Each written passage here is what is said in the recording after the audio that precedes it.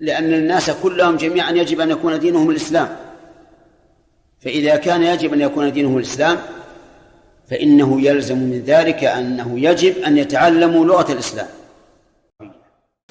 بسم الله الرحمن الرحيم. الحمد لله والصلاة والسلام على رسول الله وعلى آله وصحبه ومن اتبع هداه ما بعد. Біздер Ал-Аджурумия дәрісін алып болатынбыз. Сол дәрісте біздер аламатул исм, яғни есімдіктің белгілерін өтіп жатқан болатынбыз. Соның үй тапсырмалары тамарину. Бұл жерде бірінші тапсырма деді: Иқра ас-суратал атията, сумма стахриж минха саб'ата асмаин ма'a баянил алама аллати урифат биха. Той бауырлар, бұл жерде бізге не айтып жатыр? Бұл жерде осы Құрандағы берілген сүрені оқу керек. Кейін осы жерде қандай сөздер есімдікке жатады, осы жерде есімдіктің 7 сөз шығаруымыз керек болады. Мына жерде бірінші мысалды келтіріп қойған өзі аттини деген сөзді. Бұл есімдікке жатады деп қойған. Не үшін десе духулу харфул қасам, я? Мына жерде ваттини, мына жерде бізде харфул қасам, яғни тинмен ант етемін деген сөз. Және алиф ламның болуы бұл есімдіктің белгісі. Және де вуджуд ал-хафт, я, немесе жар деп айтсақ болады, яғни касраны қабылдай алуы. Келесі сөз тауып көрейік. Ватури синин ва хазал баладил амин. Мына жерге ал-аминді қоссақ болады. Есімдікке жатады. Не үшін? Себебі алиф ламның болуы. Келесі лақад халақнал инсана фи ахсани тақуим. Мына жерге ахсаниді жазайық. Не үшін десе, себебі ол не? Харфул жарды қабылдады. Харфул жарды немесе харфул хафтты қабылдауы бұл не болады? Есімдіктің белгісі болады. Келесі тақуимин деген сөзді қоссақ болады. Тақуимин. Бұл жерде қандай белгі десе, бұл жерде не? Ат-тануин. Ат-тануин. Бұл не? Есімдіктің белгісі болады. Оны өткен сабатта айттық. Сумма рададнаху асфала сафилин илля аллазина аману ва амилус салихати. Мына жерге ас-салихати деп жазсақ болады есімдік деп. Неге? Себебі бұл жерде хафтты қабылдап тұр, яғни касраны қабылдап тұр. Фалахум ажрун гайру мамнун. Мына жерге ажрунды қояйық. Не үшін? Себебі бұл жерде тануинді қабылдап тұр. Гайру мамнунин. Мына жерге мамнунды қойсақ болады. Міне біздер берілген тапсырмадағы 7 есімдікті шығардық. Той бізде жаңа сабақ аламатул фи'л. Аламатул фи'л, яғни бізде не? Фи'л деген етістік деп айттық. Етістіктің белгілері. Біздер есімдіктің белгілерін өттік, енді етістіктің белгілерін өтейік. Қала ал-мусаннифу, кітаптың авторы, яғни Ал-Аджурум айтады: «Вал фи'лу ю'рафу биқадд». Етістік білінеді, биқадд. Қад деген нәрсемен білінеді. Ва син, яғни синмен білінеді. Ва сауфа, және сауфа деген нәрсемен білінеді. Ва та'ит ta'ниф ас-сакина, және та ат-ta'ниф ас-сакина, яғни мұны сукунды та арқылы білінеді дейді. Бұл не деген мағына?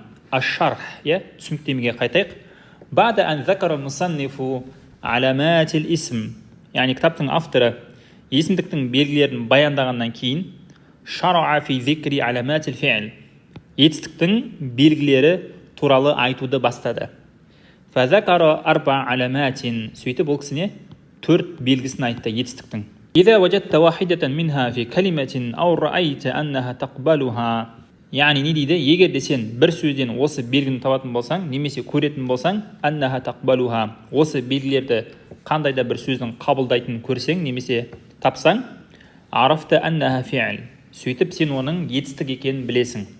Вахия, ол қандай белгілер десе, біріншісі міне қадды, яғни етістік қад деген нәрсені қабылдайды. Қад деген мағынасы не десе, вахия харфун мин ма'аниха тахқиқ, яғни оның мағыналарының бірі тахқиқ. Тахқиқ дегеніміз, яғни не? Бекіту 100%, яғни утверждение, немесе күшейтпелі шырай деп айтсақ болады.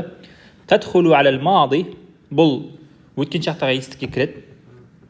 Наху қаулихи та'ала, мысалы Құранда келеді, қад сами'аллах, Аллах Таала не естіді деп жатыр.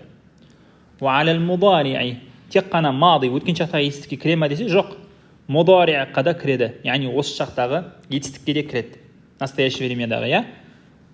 Ва наху қаулихи, мысалы Құранда келеді, қад я'ламуллах, яғни Аллах Таала біледі. Мына жерде Аллах Таала естиді, я, 100%, яғни 100% бекіту, яғни күмәнсіз, я, мына жерде 100% тахқиқ деп айтқанымыз сол. 100% не? Күшейтпелі шырайда. Бұл бірінші белгісі еді. Екінші белгісі етістіктің уассину ва сауфа. Син және сауфа. Яғни біздегі етістікке син және сауфа кіреді. Бұл не десе? Вахума харфа истиқбал. Бұлар болашаққа қолданатын әріптер. Яғни алдағы уақытқа сөйлейтін болсақ, иә, осы синді және сауфаны қосамыз.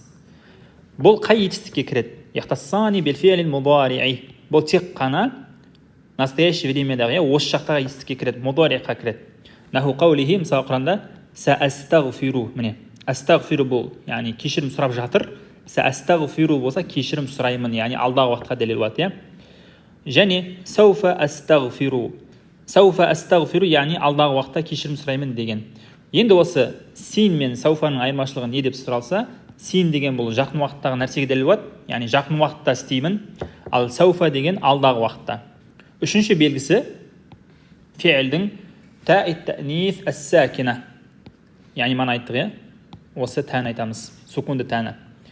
Вахия, ол дегеніміз харфун ядуллу ала анна ма уснида илейхил фи'л муаннас. Яғни бұл етістіктің женский род екенін білдіреді.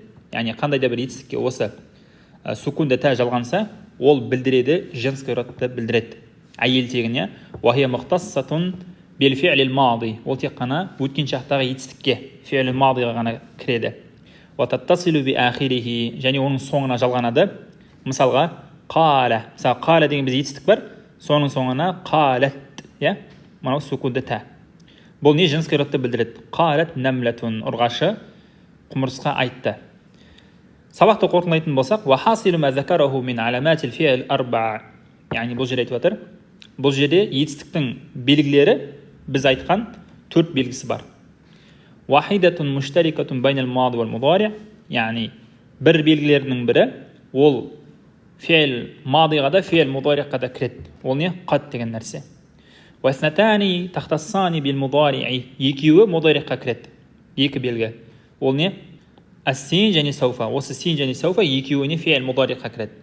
Вахидатун мухтассату бил мади. Ал үшіншісі бұл не? Тек қана мадиға кіреді. Ол не? Та'ит ta'нис ас-сакина. Осы біздер өткен аламат әл-фи'л бойынша үйге тапсырма. Тамрин. Бұл жерде айтып жатыр, иқра ас-сурат ал-каримат ат-талия, яғни келесі берілген сүрені оқи дейді. Вастахриж минха саласата аф'алин. Осы жерден біз 3 етістікті шығаруымыз керек. Ма'a зикри науиха, және ол етістік қай түрге жатады? Өткен шақтағы, яғни мади ма, әлде мудари' ба, әлде амр ма, соны табуымыз керек. Кейін оның белгісін айтамыз. Мысалы, жерде біріншісін мысалды келтірген. Иза жаа насруллахи вал фатх. Жааны осы жерге етістікке қосамыз. Бұл фи'л, біз етістік.